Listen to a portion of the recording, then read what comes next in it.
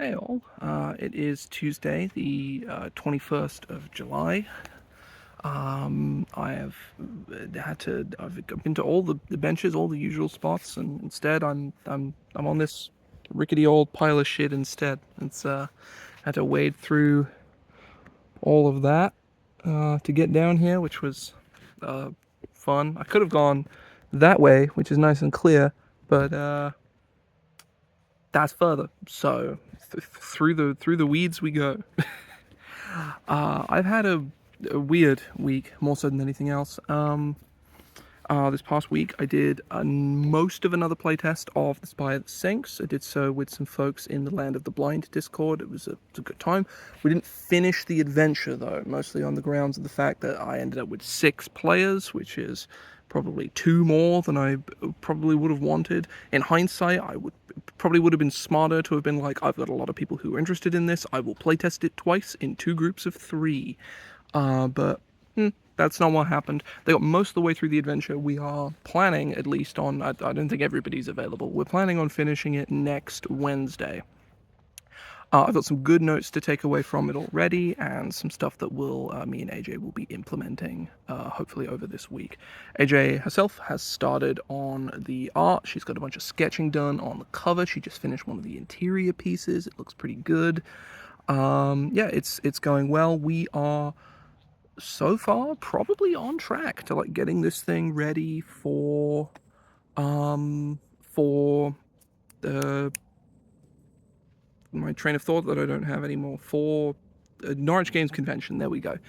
I still need to order physical copies of the Rise of the Mole Men and Atop the Dragon Summit. I haven't done that yet, but ultimately Mixam is generally very, very good for prints. They will generally be here in we'll get there in about a week, so realistically I have several more weeks to procrastinate doing it, or in my current situation actively just not have enough time to do it, because I really don't right now. But yeah, so that's going pretty well. What else have I done this week? Just today I've finally gotten a actual opportunity. I've been so busy this past week, and I'm just as busy this week. It's gonna be a rough one. Started on this month's one-page adventure, which is meant to come out next Friday. I just put words to paper today. I've written like the what really happens, the intro section. I've written a stat block. I've mapped out like what's in the rooms and stuff, or like for most of the rooms anyway. I have like a map. I'm relatively happy with that. I sorted out last week, and this week I now have this. I'm going to work some more on it over the course of this week. I have a lot of stuff I need to do though, so it's, you know, got a lot on my plate right now.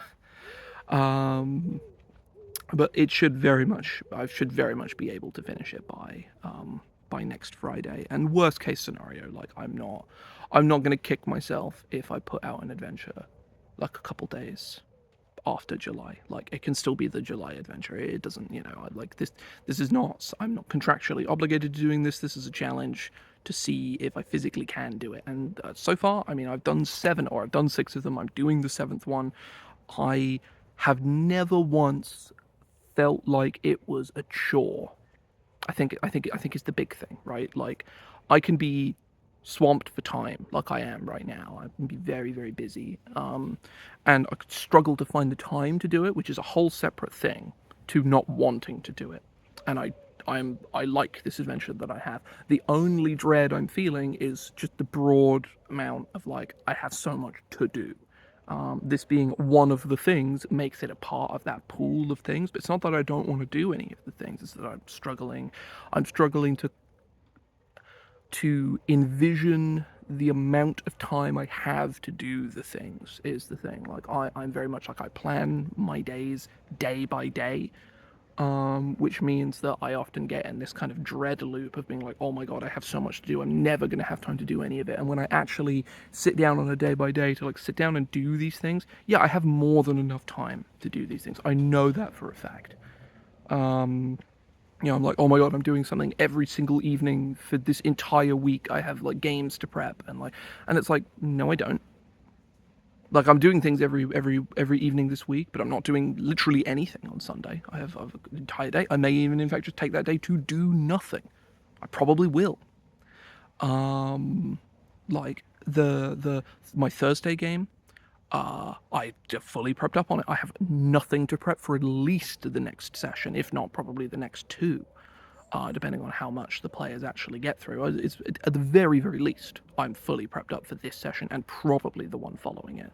So that problem is solved, or at the worst case, or say, well, the most likely case is I have nothing to prepare for this week, and I'll have a little bit of like truncated, like a couple paragraphs to write for the following session.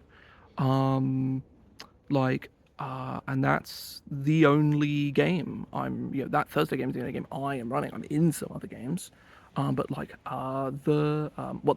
like I have a couple of in-person games that I need to prepare for, and both of those are like things I'm more than capable of putting together, like very easily. Like I can just do that. That's fine. Um, on that note, yeah, I ran session 0 for my second playtest of Cape. I got my sister's partner, and my brother yesterday. My sat around and for a couple hours and made characters. Like they have 3 heroes. They have like a few little bits left to finish, like some backstory stuff and things like that. I've also like in preparing for this session, I have what could very well be a setting for Cape. It probably won't be in the core rulebook, or if it is, it won't be described in significant depth. Just on the grounds of like what I'm trying to think like the. I want Cape to be very, very open-ended and to really encourage GMs and players to work together to create a setting themselves. But if I were to ever release Cape and it were to do well, I would have, I could detail this city in the core rulebook in like a few paragraphs. And then I could, if the game were to do well for whatever, this is a huge pipeline thing that I'm not, this is a pure hypothetical. I could release a setting book for this setting. It's a big sort of like sort of alt history kind of city, kind of, and I really like it. I think it's really interesting.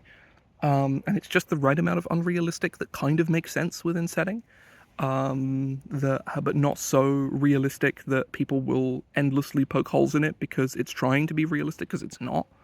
It's like blatantly very unrealistic, and that's kind of the point. Yeah, I really, really like the setting that I have for it. I think the characters that people have made are relatively interesting. We have a hero who does gravity stuff, a hero who does like music stuff and has to be like listening to music that they like to use their abilities, which I think is cool. And we have a character who controls, who has like smoke powers and primarily deals damage using weapons, which was something we didn't really have a lot of in the previous game. Like there were people who would like periodically use weapons. There was like a couple characters who would like sometimes use their weapons, but they generally didn't really use them. And the other two like basically never used theirs ever. Like I couldn't even tell you what their weapons were or did. Like I have absolutely no idea. Whereas for those 4 characters, 2 of them, I don't think they ever attacked with a weapon ever, because it's just not, and that's fine within the context of Cape. Like that's not actually a problem. But yeah, they created some like interesting, like fairly unique characters with some like weird skills and abilities that I'm excited to see.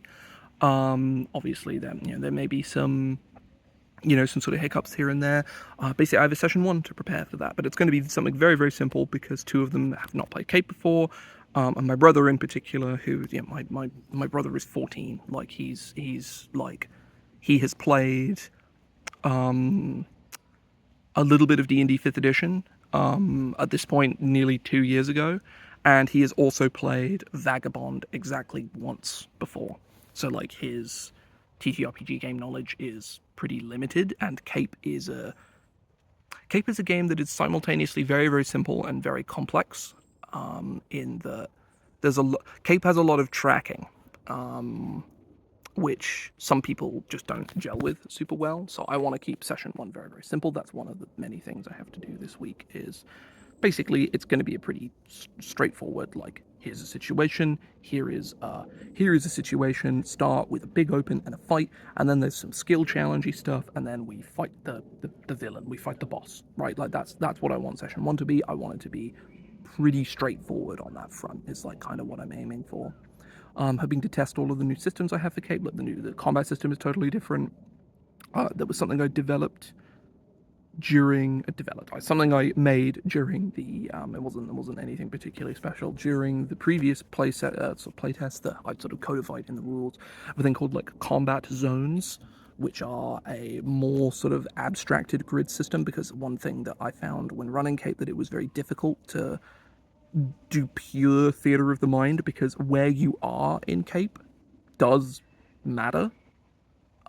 So doing pure theater of the mind is, for a lot of people, they found it very, very challenging in bigger fights with more enemies. And I created sort of combat zones of like, okay, here are some named areas with specific things in them. You know, there's like one landmark in this area. Like, say you're in like a big, say you're fighting in a, I'm trying to think of like, say you're fighting on like an office floor plate. Like you're in like a big building, and there's a bunch of different office rooms, and in the office there's the meeting, you know, there's the area, there's the communal area with like sofas. That would be a zone. There would be, next to that would be the the like meeting cubicles. That's a zone. Forward from that is the printer. You're over by the printer. That's a zone. Further back, you have the left desks and the right desks. Those would be 2 zones. And at the back, you have all the cupboards with all the storage cupboards. That's a zone. Like, those would all be zones. They would all be like adjacent to each other. It's kind of a grid. You can move between one of them easily on your turn. That's kind of how that works, basically. Yeah, like, I'm looking forward to testing that some more, because I think it made things significantly easier for people at the table to be able to like grasp, which was good. Yeah, that's kind of what that's doing. I'm running, the first session for that is on Monday, so my day off on Sunday may in fact realistically end up being I'm doing all the prep for the following day. But otherwise, I think maybe Sunday will be I prepare the Cape game and then do fuck all else that day. Who knows? I'm gonna work that out. What have I? Yeah, the one-page adventure for this month. The theme is perhaps a little out of season. It is cooled down here finally. Like, I am not like sweating vigorously. It is 19 degrees. It's pretty windy. Like, if I'm like wandering around and like really sort of, you know, shoulders going, I'm moving, then I kind of overheat a bit. I overheat very easily. But it is, you know, it's like 19 degrees. It's a perfectly tenable weather right now. And it's also, you know, it's overcast as hell, which also good. I like that. You know, sun is good, but I also, you know, I would like some clouds. Yeah, the adventure is called the Hyperborean Colossus, which somehow, believe it or not, fits on one line in Affinity, which I was very grateful for, because that would complicate matters layout-wise quite considerably. There are birds. The more hens, they're fighting. They're making weird chirping noises at each other. Either way, it is about venturing into. I think I have actually mentioned this. I think I did last week. It's about venturing into the mouth of a big frozen monster. Damn, dudes, chill the fuck out.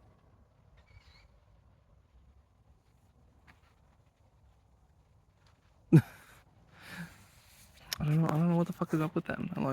They're not like chasing each other. They're just chattering at each other for some reason. I don't get what's up with that. Either way, yeah, it's got like a little spin on it. A little the adventure, that is, got looks like a nice gross little spin, because that's the type of shit I like. It is sort of still in that kind of zone I've been talking about. Like, it's still very high concept.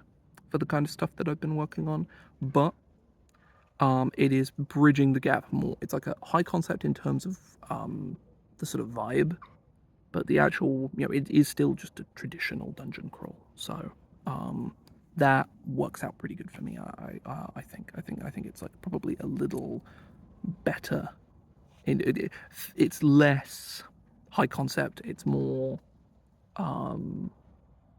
like it's more in line with Daughter of the Well. Is basically like Daughter of the Well is kind of like my own exemplar that I've set for myself of like this is a very good, very usable dungeon that is very easy to slot into basically any game, and it has a really good vibe that doesn't insist upon itself. I guess is kind of the, hitting my sort of like like I it's such a good phrase. It insists upon itself is, oh, it's so good. Oh my god, birds, shut up. It's so loud. There's a whole separate bird. I think it's like a magpie or something. I don't know. It's very loud. It's very annoying either way, that's for sure. There's also some kind of small critter rustling around in the trees behind me. I don't know what that is. It's very small. I assume it's like a rat or a vole or something. It's probably a rat. Yeah, like concepts that are like, I feel I've fallen into this pattern of making like big bombastic adventures that suffer for being one-page adventures, but also like even if they weren't, they're too high concept to be all that usable at the table. Which, like, if you run them as a one-shot, then it's like doesn't really matter that much. But like ideally, like, again, like Daughter of the Well, you can run as a one-shot. I know people who have. Like, I'm starting to interact with people who have like run my adventures and have like opinions on them, which is crazy to me. Like, I literally somebody I was who playtested The Spy That Sinks yesterday was asking me questions about Across the Open Threshold, which is crazy. There's somebody, I think the same person actually, has been making maps of a number of different adventures, not just mine, but like they have like a whole map set of like digital map set for all of the rooms in Across the Open Threshold. I don't think they've done the cellar yet, but even then, like there's like, I think there's like 60 rooms, I think, in that dungeon. It's nuts. It's insane. I say that. I think the thing they haven't is they have done the cellar. They didn't do the yellow zone. I don't remember what it's called. Xanthus Expanse, I want to say. But even then, like that's super crazy. Like seeing it's very much a first for me of people who are like, I know what your adventures are. I've read them. I've run them, or things like that, and not because you asked me to. Yeah, it's really cool. The more I like the community in particular that like Vagabond has for itself is really really great. I would view it as aspirational, but like I feel like that's probably unhealthy. It's seeming like a really really strong like community of core players who are very very passionate about not just the game but like about TTRPGs and adventures, and if it means I have to endure some 5e slander, which it's mostly justified, but then that's fine. Like I think that's a-okay. The I will more than happily pay my social reparations for playing 5th edition. Just don't give money to WotC. They fucking suck. They suck ass. Stop doing it.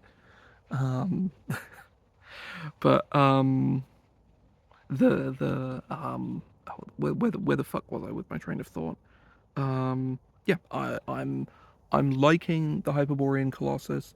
The only issue I may have from here is after the Hyperborean Colossus, I don't have, as far as off the top of my head, I can't think of any adventures ideas in my backlog that I could safely fit on a one-pager that I'm 100% confident I want to do.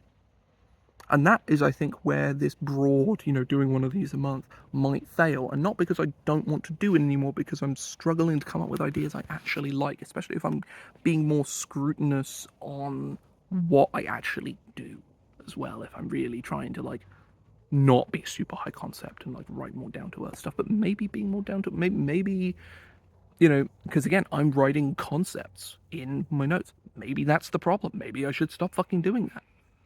Maybe I should just not do that. There was a one experiment I definitely want to do. Is there's a video from the like D&D YouTuber Trekeros, who's his content is generally very good. He's got a really good design sense. I really should read some of his 5e stuff, because it does look like legitimately quite good when most third-party 5e content is terrible, like just awful. From his design sense is strong enough where I really should read his 5e stuff. It looks, from what I have seen of it, what little I have seen, it looks very, very good. And I think I need to read more of it, because I think it has the capacity to be inspiring in the sense that I want to use it, as opposed to the normal case with 5e, third-party 5e content, where it's inspiring because I hate it so much it spurs me into making a better version of it. Yeah, that he did a video where him and somebody else, I forget the person off the top of my head, it's a bug, made a dungeon using a mood board of Magic the Gathering cards based around a specific mechanical theme, which I thought was, like, restriction breeds creativity, and that is a ridiculous restriction to put upon oneself. But as a person who suffers immensely by passionately enjoying both of Wizards of the Coast's flagship products and watching them just sort of drain every sort of molecule of soul and passion out of them day by day, um, that's probably an experiment I should try, or something like it anyway. Some kind of like mood board kind of. I don't really work well with mood boards, but maybe that's just because, like, I've not really, like, done it before. Like, I don't know. I should give that a go, especially if I'm, like, running low on ideas. But maybe having these, like, broad concept ideas is the problem that I've been having. I don't know. I'm gonna have an experiment with that, but not right now because I have too much shit going on. Either way, I've been doing this for 22 minutes, and I have shopping to do and dinner to cook, so I am going to go and do both of those things. And yeah, I'll upload this when I get back. Hope folks are having a good week, preferably one less busy than mine, and are able to do things as opposed to stare blankly into space and feel bad about yourself for not doing things, or beating yourself up for not doing things. Don't do that. Just do the thing. I know that's not helpful, but too bad. I'm telling you to do it anyway. Do the thing. Provided it's, constructive to your well-being and mental health, and isn't destructive to other people. Whatever. Who fucking cares? Do the thing. I will hopefully be back with one of these. Well, not on next Monday, because I have no, not next Monday, because I have a game that day. It'll be probably on Tuesday. So I'll see you all then. See ya.